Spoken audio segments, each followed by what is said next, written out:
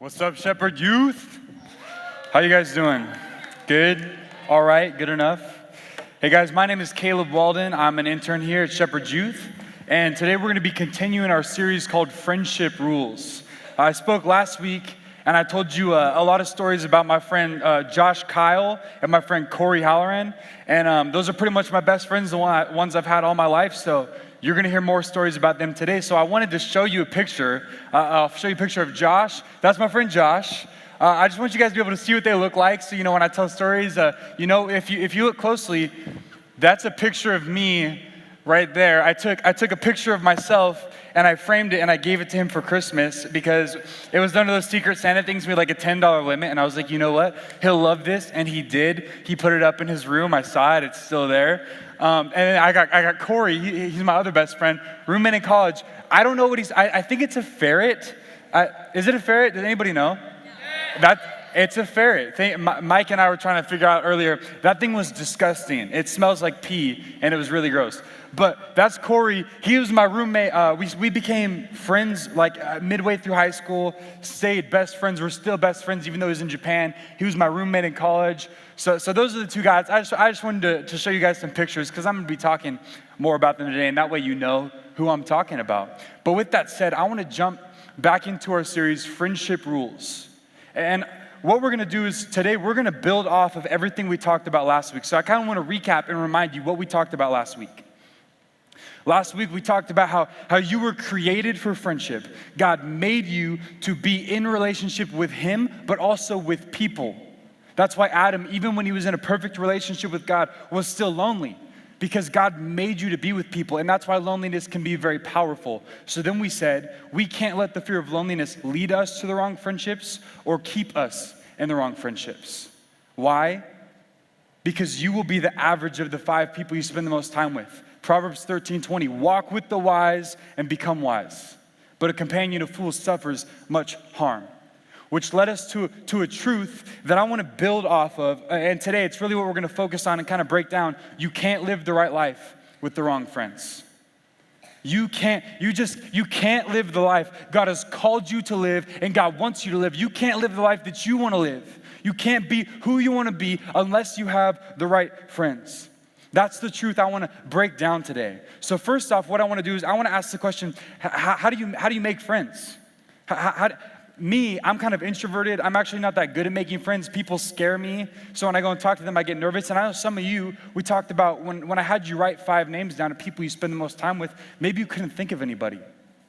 So I want to, this week, talk about for those people who aren't as good at making friends, how do you do that? And for other people who maybe you're in friendships that aren't good for you, but they're the only friends you have, and you don't want to let loneliness, the fear of loneliness, keep you in those friendships, how do you make friends? We're going to do that by looking at the essence of friendship and what it is. But then we're going to ask the question, what makes somebody the right friend? If you can't live the right life without the right friends, what makes somebody the right friend?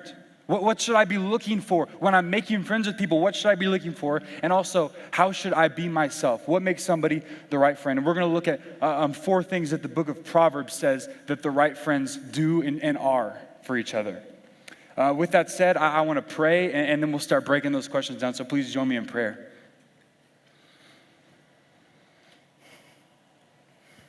God, please be with me today and speaking through me.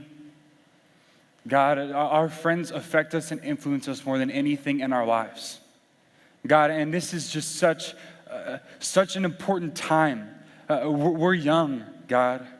We have a lot of life ahead of us, and we want to surround ourselves with the right friends so that we can be the people that we want to be and that you want us to be. So God, help us to see, or at least see a little more clearly, how to make the right friends in our life. God, I ask that today you be speaking through me, God. If you're not speaking through me, I shouldn't even be up here. I have nothing to say, God. Only you have something to say.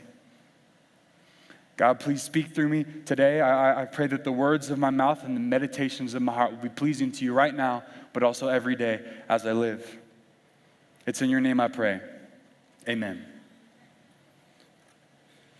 When I first went to college, I went and I thought, it's gonna be pretty easy to make friends. Like I come from a home, I grew up here for 16 years, and I have my friend group, like I have a good friend group. I have best friends. I had a family that loved me. I was like, oh, this would be easy.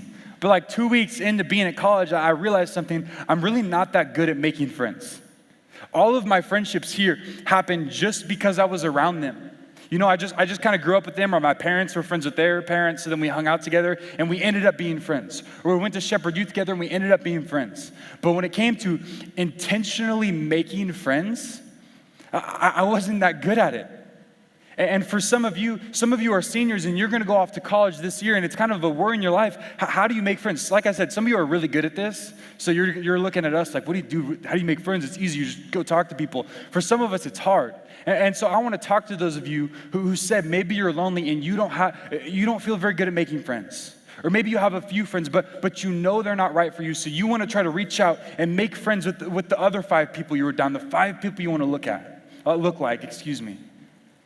But how do you do that? How do you make friends? I think if we break down what friendship is, this will be helpful.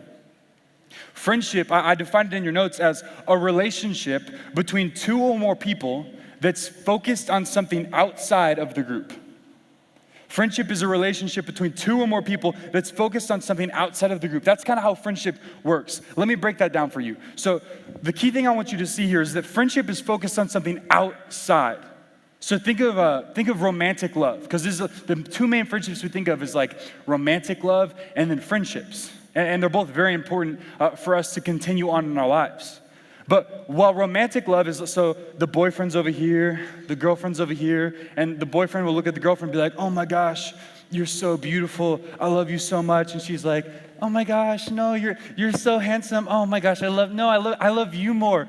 No, babe, I love you more. That's right, that's romantic love. They're looking at each other and they're just lost and they're like, oh my gosh, I love you, you're amazing. Friendship works like that, but it's a little different. So rather than facing each other, friends turn and they're side by side.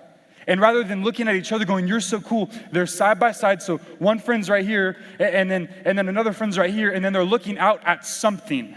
So this is an iPad. So, dude, have you seen the new iPad? It's so cool. Yeah, that iPad is awesome. Oh my gosh, did you see the Apple keynote, the iPhone XS? I want it so bad. Yeah, but I got the iPhone 10 already, so I can't. That's how friendship works. Rather than focusing on each other, it's 2 people side by side, focusing on something outside of the group. Does that make sense? Right? Okay, so that's why so many friendships start when 2 girls see a cute guy and they're like, oh my gosh, he's so cute. I know, right? Isn't he? He's so cute. And then they kind of develop this friendship that grows and they're like, oh, I want him to date you. No, I want to. And then what ends up happening is 1 of 2 things happens.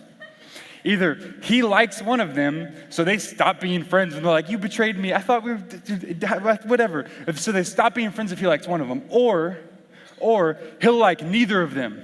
And he'll go like somebody else, and what happens? They stay friends and they bond over it. I'm so sorry too. And then they find something else for their friendship to be about. That's how friendship works.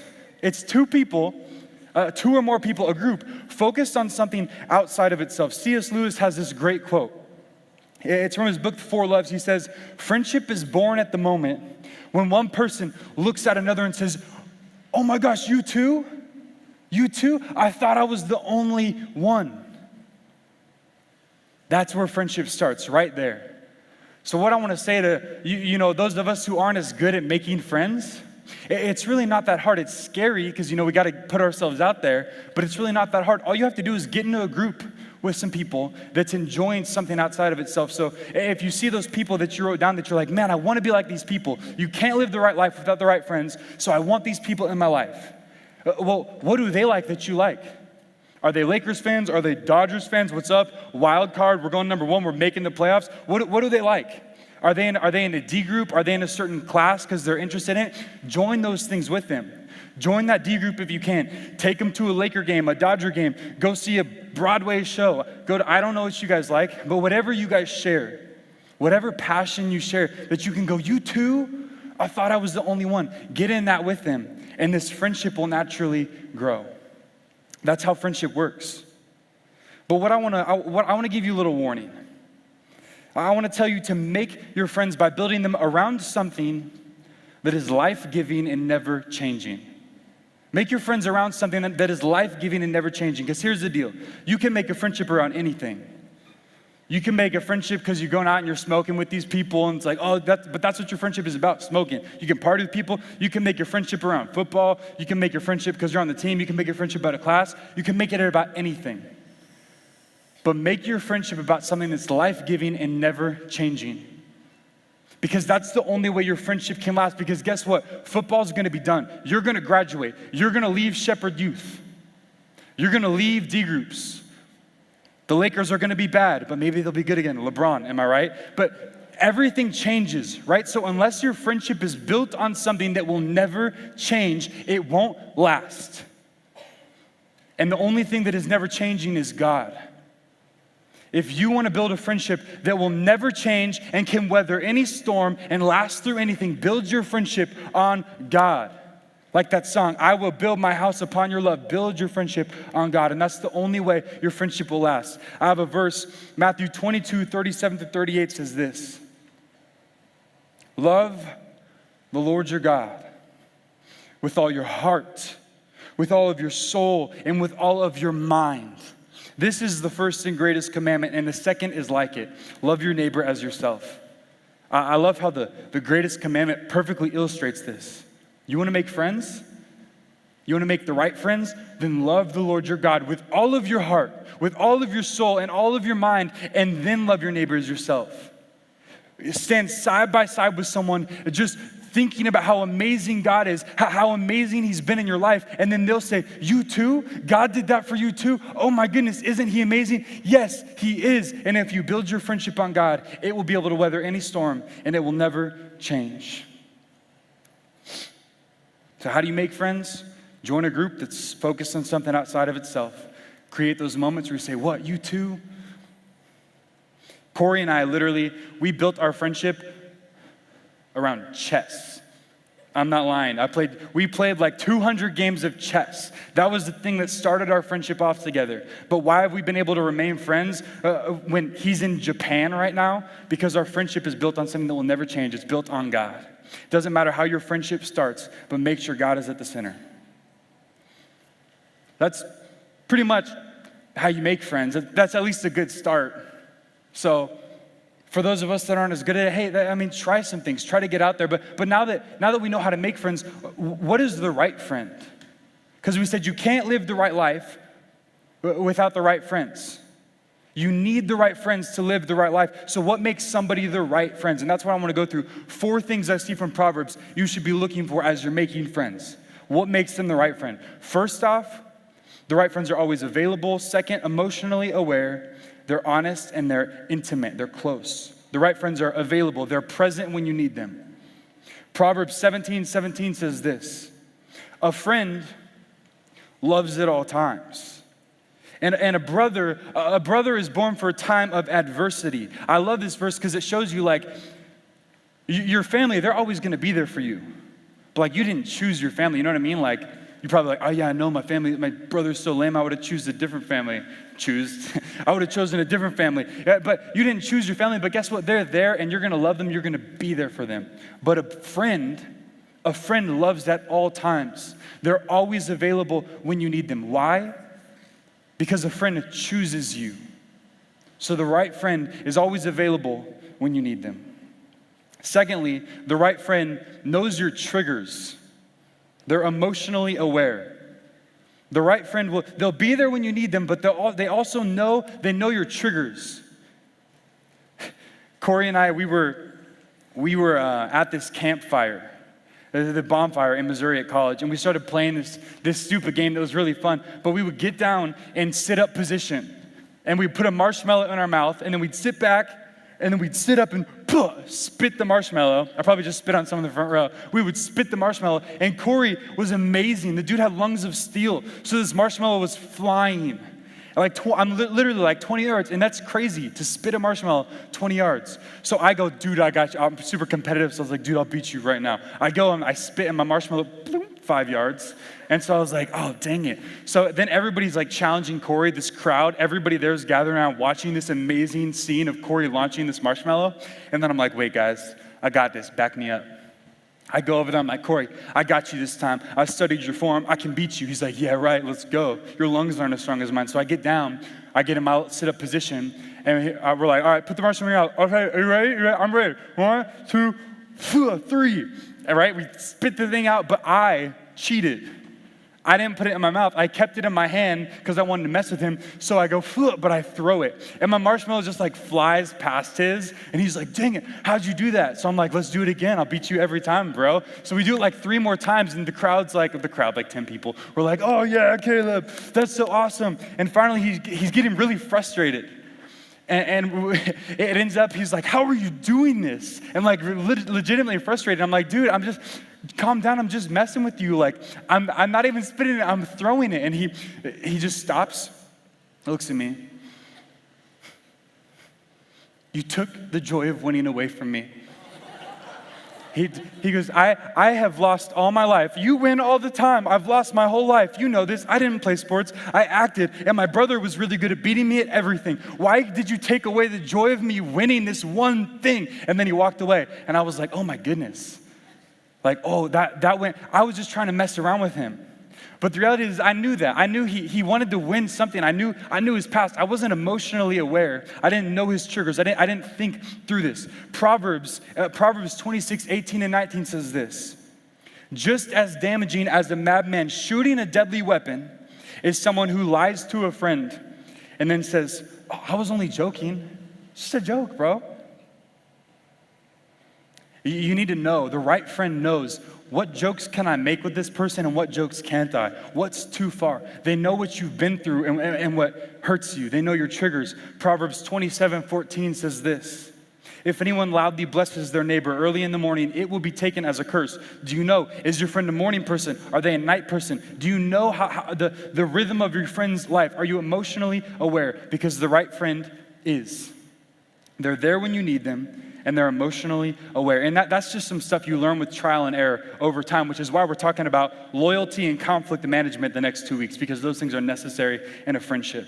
But the friend is there when you need them, they're emotionally aware. And then thirdly, the right friend is honest in order to grow. They are honest with you in order for you to grow. Proverbs 27:5 and 6 says this, an open rebuke is better than hidden love. Wounds from a friend are better than many kisses from an enemy. The right friend says hard things, even if they know it's going to hurt you. But they don't say it to hurt you. They say, even if this is going to hurt right now, I need to tell you this because it's going to make you better in the long run. A friend, the right friend, is honest in order to grow. They don't flatter you with kisses like some people who aren't really your friends. They don't, oh, you're so good at, they tell you the truth. They tell you the truth. But at the same time that a right friend tells you the truth, let's hold these two in balance. They're emotionally aware, which means they know the right times to tell you the truth. Because, you know, there's a right time and there's a wrong time to be honest with them. If somebody's going through a lot, that's not the time to confront them. They're emotionally aware, but they're also honest in order to grow. Lastly, the right friend has heartfelt advice. I put the word intimate because it's just like this closeness, this advice that comes from closeness. Proverbs 27:9 says this, the pleasantness of a friend springs from their heartfelt advice. The key word I want us to see here is heartfelt. What this is saying is like, this is a friend who they've seen you at your worst. Corey and Josh, they've been with me for a long time. They've seen me make the biggest mistakes of my life. They've seen how stupid I can be, but they've also seen the best parts of my life. They know my strengths. They know my weaknesses. So sometimes when I'm in my lowest moments and I'm thinking, I can't do this, I'm not good enough to do this, they come alongside me and say, no, I know you can do this because I know what you're bad at, but I also know what you're good at, and this is what you're good at. You can do it, Caleb. In my lowest moments, they lift me up with their heartfelt advice. The right friend is always there when you need them. They know what jokes they can make with you. They push you. They're honest with you. They know all your secrets, and they're able to give you the best advice in the world. And you know what happens to me when I read about this perfect friend? I realize that I am not always a very good friend. There are a lot of times when my friends might need me to be there for them because it's a hard point of their life, and I go and I try to be present. I try to be present for them, and I try to be there and love them, but they're at a low point, so they might lash out at me. They might say something that hurts, and I should be present. The right friend would be present through that because I know they're going through a lot, but it hurts me, so I back out, and I'm like, whatever, like, they'll figure it out themselves. I've not always been present when I needed to. I've not always been emotionally aware. I've made jokes that have hurt people. I'm not always the right friend. And I'm sure you guys can relate to that as we go through these things too. Maybe there's times where you haven't been the right friend. But I want to be the right friend. I want to be the right friend because you need the right friends to live the right life. And you need to be the right friend to find the right friends. So where can we get the power to be the friends that we need to be? And that leads me to my third and final point of our message today. That being the right friend demands that you believe in Jesus' example of friendship. If you want the power to be the friend that you need to be, you need to clearly see and believe what Jesus did to be your friend. You see, Jesus, in the midst of us saying, God, I don't want to follow you. I'm going to go do what I want to do. In the midst of our sin, Romans says that while we were still sinners, Christ came and died for us. Christ took the emotional pain. Jesus took the emotional pain of us saying, I don't need you. I don't want you. He took the physical pain of dying on a cross. He took whips to his back and he walked to a cross and he died. Why? Just to be your friend. Jesus gave his life on a cross so that he could be present whenever you needed him. He gave his life on a cross just so that you'd always have a friend who was honest with you, who spoke truth to you through his word. Jesus did all of that just for us, and unless we see that Jesus is always there for us, we will never be able to be always there for people. But if we do see that Jesus loves us with all of his heart and he gave his life to be with us, then we'll be overflowing with love. We'll be overflowing with love, and we'll be able to love even when it's hard. We'll be able to be present. Even when we mess up, we'll have the grace to keep on going and be the right friend that we need to be. But unless you believe Jesus gave his life to be your friend, you will never be able to give your life to be the right friend for someone else. You can't have the right friends without being the right friend. And being the right friend demands that you believe in Jesus' example of friendship and see what he's done for you and your life. So I'm going to pray. And then we're going to go into a time of next steps. Will you guys pray with me really quick? God,